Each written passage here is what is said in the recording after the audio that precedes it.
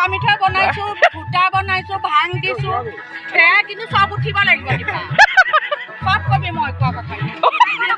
আৰু বহুত কষ্ট কৰিছে। 9:30লৈকে কবি কাটিছো, ওলকবি কাটিছো, ৰঙালাও কাটিছো, ৰাতিপুৱা আলুৰ পৰা আদি কৰি একদম চব কৰিছো। আইও ইমান কষ্ট কৰিছে।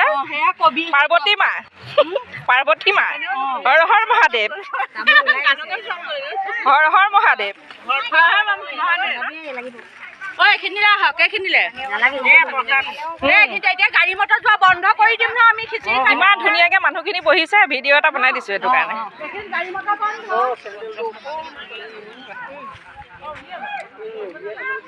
ৰাস্তাটো কিমান ধুনীয়া লাগিছে ন? অকণমান বনাই দিওঁ, অকণ বেলেগকে বনাম ৰ'ব, অকণমান বেলেগকে বনাম। নীলাম্বৰ হৈ আহিছা নহয়, ধুনীয়া। অ নাই খোলা, আজি খোলা দে।